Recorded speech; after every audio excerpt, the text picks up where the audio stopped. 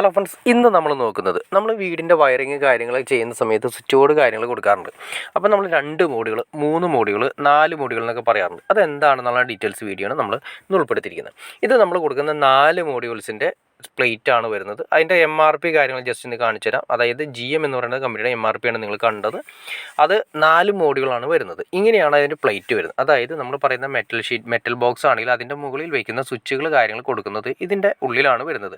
അപ്പോൾ നിങ്ങൾ കാണുന്ന പോലെ തന്നെ കണ്ട അതായത് 2 പ്ലേറ്റുകൾ കോമൺ ആയിട്ട് നമ്മൾ നല്ല രീതിയിൽ വരുന്ന പ്ലേറ്റുകളൊക്കെ അത്യാവശ്യം 2 പ്ലേറ്റ് ആയിട്ടാണ് വരുന്നത്. ഇനി അതിൻ്റെ ഇട്ട് ടൈറ്റ് ചെയ്യുന്നതിന് വേണ്ടിയിട്ട് സ്ക്രൂ ആണ് വരുന്നത്. അത് ഗാൽവനൈസ്ഡ് അല്ലെങ്കിൽ GAയുടെ അല്ലെങ്കിൽ പല ടൈപ്പുകൾ വരാറുണ്ട്. അത് 2 സ്ക്രൂ വരുന്നത് 2 എൻഡിലാണ്. ഇതിപ്പോൾ നിങ്ങൾ നോക്കി അറിയാൻ പറ്റും, സ്ക്രൂ ഇടാനായിട്ട് സ്പേസ് ഇല്ല. അപ്പോൾ ഇതിൻ്റെ മുകളിലായിട്ട് സെപ്പറേറ്റ് ഒരു കേസ് കൂടിയുണ്ട്. അത് ജസ്റ്റ് നമ്മൾ സ്ക്രൂ ഡ്രൈവർ കൊണ്ട് അതിൻ്റെ ലോക്കിൽ നമ്മളിങ്ങനെ അമർത്തി കഴിഞ്ഞിട്ടുണ്ടെങ്കിൽ ആ ഫ്രണ്ടിലെ ലോക്ക് ഇങ്ങനെ പതുക്കെ പൊങ്ങി വരും. അപ്പോൾ അത് പൊക്കി മാറ്റിയതിന് ശേഷം അതാണ് നമ്മൾ ഫിനിഷിങ് സ്റ്റേജിൽ ഇടുന്ന കവറാണ്.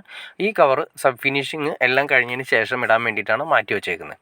ഇനി വരുന്നത് ഇതാണ്, കണ്ടോ, ഇതാണ് അതിൻ്റെ അകത്ത് വരുന്ന പ്ലേറ്റ് വരുന്നത്. ഇതിലാണ് നമ്മൾ പറയുന്ന സ്വിച്ച്, റെഗുലേറ്റർ, പ്ലഗ് കാര്യങ്ങളെല്ലാം ഇടുന്നത് ഇതിൻ്റെ അകത്താണ് വരുന്നത്. ഇനി 4 മോഡുകൾ എന്താണെന്ന് പറയാം.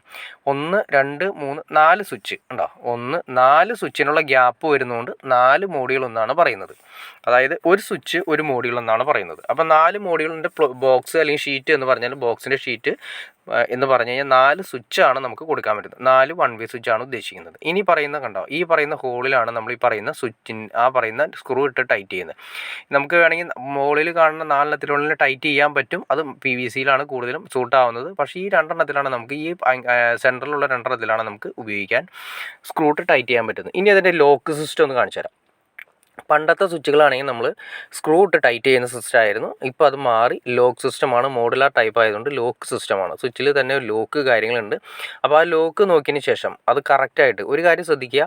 നമ്മൾ ഏത് കമ്പനിയുടെ ആണെങ്കിലും ഏത് മോഡൽ എടുക്കണം. അതായത് ഒരു കമ്പനിക്ക് തന്നെ പല മോഡൽസ് ഉണ്ട്.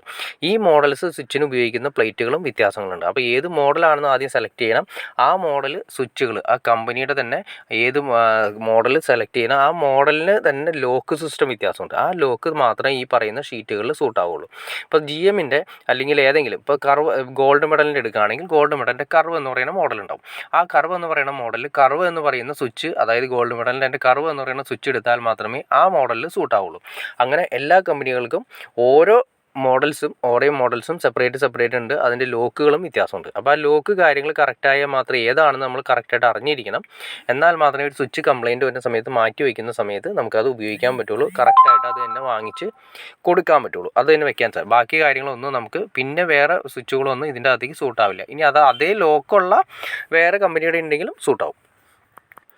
അപ്പോൾ നിങ്ങൾക്ക് ഒരു 3 മോഡുകളെന്നും 4 മോഡുകൾ എന്താണെന്ന് ഏകദേശം നിങ്ങൾക്കൊരു ഐഡിയ കിട്ടിക്കാണെന്ന് വിചാരിക്കുന്നു. ഇനി ഈ പറയുന്ന രീതിയിൽ നിങ്ങൾക്കൊരു സംശയം ഉണ്ടാവും. അതായത് പ്ലഗ് വരുന്നത് 2 സ്വിച്ചിൻ്റെ ഗ്യാപ്പാണ്. അപ്പോൾ അങ്ങനെ വരുന്ന സമയത്ത് 2 മോഡുകളുടെ ഗ്യാസ് സ്പേസാണ് ഒരു പ്ലഗ് സോക്കറ്റ് എടുക്കുന്നത്.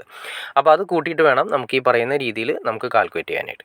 ഓക്കെ ഫ്രണ്ട്സ്, അപ്പോൾ നിങ്ങൾക്ക് ഇഷ്ടപ്പെട്ടെങ്കിൽ തീർച്ചയായിട്ടും ലൈക്ക് ചെയ്തേക്കുക. വീഡിയോ ഒന്ന് ഇഷ്ടപ്പെട്ടെങ്കിൽ ലൈക്ക് ചെയ്തേക്കുക, ഷെയർ ചെയ്തേക്കുക, സബ്സ്ക്രൈബ് കൂടി ചെയ്തേക്കുക. എനിക്ക് തോന്നുന്നു കാണുന്ന എല്ലാവരും സബ്സ്ക്രൈബ് ചെയ്തേ കാണുന്നതെന്ന് തോന്നുന്നു. തീർച്ചയായിട്ടും സബ്സ്ക്രൈബ് കൂടി ചെയ്തേക്കുക. എന്നാലേ നമുക്ക് ഇതുപോലുള്ള ഇൻഫർമേഷനായി വീഡിയോസ് ചെയ്യാനുള്ളൊരു ഇൻസ്പിറേഷൻ ലഭിക്കുള്ളൂ. അപ്പോൾ തീർച്ചയായിട്ടും നിങ്ങളുടെ ലൈക്കും ഷെയറിനും അതുപോലെ തന്നെ കമൻറ്റിനനുസരിച്ചിട്ടായിരുന്നു നമുക്ക് ചെയ്യാനുള്ളൊരു വീഡിയോ ചെയ്യാനുള്ളൊരു മോട്ടിവേഷൻ ലഭിക്കുന്നത്. അപ്പോൾ തീർച്ചയായിട്ടും നിങ്ങൾ സബ്സ്ക്രൈബ് കൂടി ചെയ്തേക്കുക, ചാനലിന് സബ്സ്ക്രൈബ് കൂടി ചെയ്തേക്കുക, മാക്സിമം ഫ്രണ്ട്സിനും ഷെയർ ചെയ്ത് കൊടുത്തേക്കുക.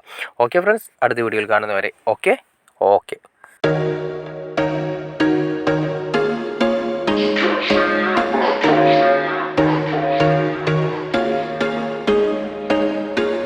There was once a day that I would pray for you. I'd go and misbehave just so you'd notice too. Sneaking looks up and down from across the room.